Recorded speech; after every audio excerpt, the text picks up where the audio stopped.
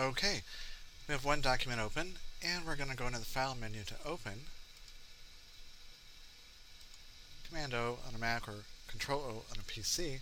We'll go into the Lesson 3 folder and look for wrench.ai. There it is, and we'll go ahead and click Open.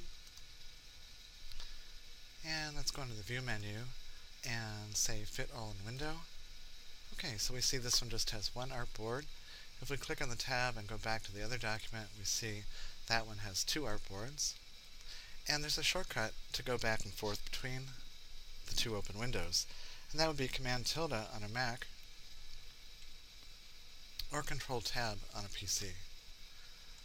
And there we go. So we can toggle back and forth very easily between the two open documents. Very nice shortcut. On the wrench here, let's go ahead and first go under the Window menu to Workspace and choose Like InDesign. And now that we have the two windows open, let's take another look at the application bar at the top and notice that we've got this Arrange Documents pull-down menu. And the first one there is to consolidate, but down here we have two others, two up, vertical format, and two up horizontal format. So let's just take a look at these. Two up vertical format. Let's go ahead and try that again. There we go. And now we've got the two windows side by side. I'll just do Control 0 or Command 0 to make that one fit. And so we can easily toggle back and forth between the two windows.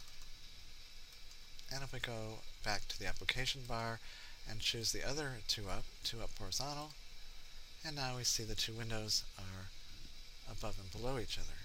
Very nice for comparing documents or copying objects from one document to another. So let's go back to the application bar, go to this one that says Consolidate All, and there we go. Now we've got our artwork back in full view. Let's go to Fit All in Window. And on the wrench here, we're going to practice using the Pathfinder panel. So let's go into the Window menu and go down to Pathfinder. And we see that it's over here. And we'll just click it and drag it out like that. So the Pathfinder has two rows. The first one is shape modes, and the second one is Pathfinders. And if we look at each of the shape modes, we just hover over each one and get a tooltip. The first one is Unite, and the second one is minus front, and then intersect, and finally exclude. So if you select more than one shape at one time and use one of these shape modes, one of those things will happen. They will combine or whatever. The second row, Pathfinders, includes divide, trim, merge, crop, outline, and minus back.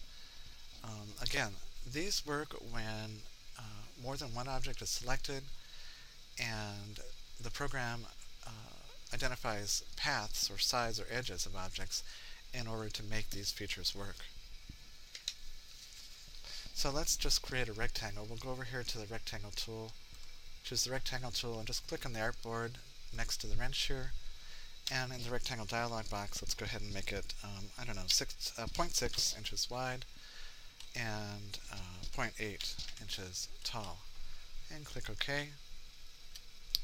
And now we'll get our black arrow, the letter V as in Victor, and we'll go up here and align this over the top of this circle. And notice how we're using smart guides. The green line is a smart guide, and it's showing us where the horizontal center is of these objects, so they're aligned. And I'll just go ahead and drop that box off right there. And I'm going to use the Marquee Selection feature with the black arrow. I'll click and drag across the top here in order to select both the rectangle and the circle. So I'm going to click one more time with the black arrow on the circle in order to make that the key object. In other words, the object that does not move. And now we'll go under the Align panel. Oh, I'm sorry. We'll go under the Pathfinder panel and choose the second button in the shape modes, which is minus front.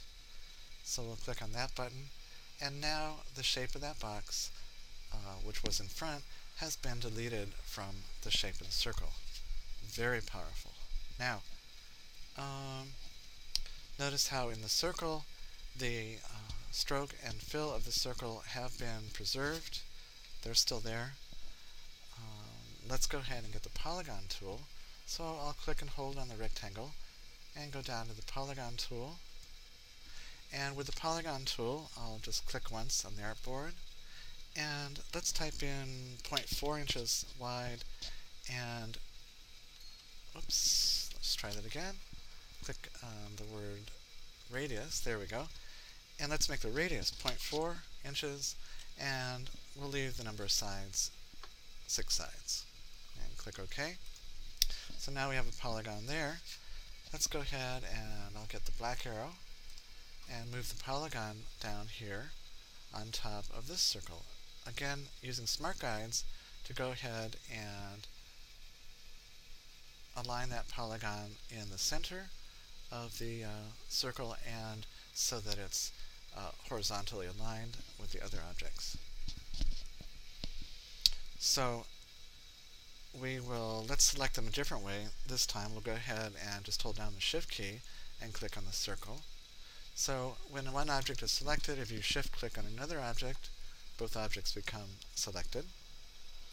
And once again, we'll click with the black arrow just once on the circle and make that the key object, which means it doesn't move. So now we'll go to the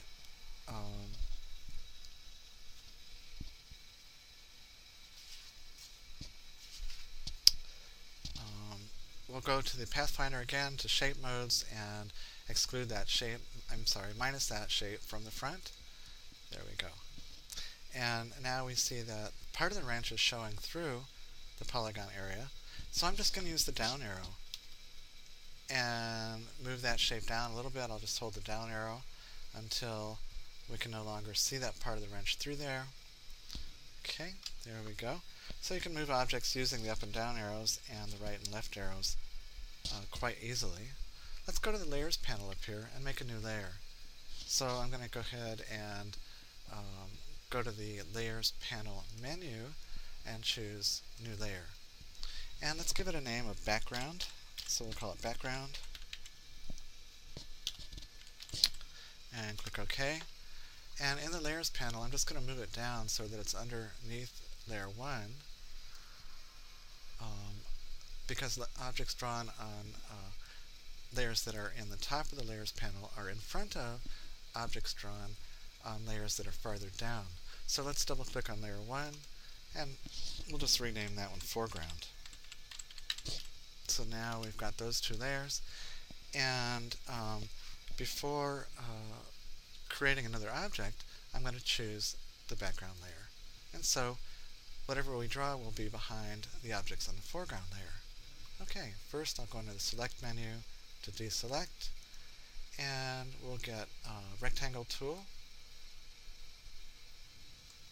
and just click and drag to draw a rectangle, and then go to the Swatches panel.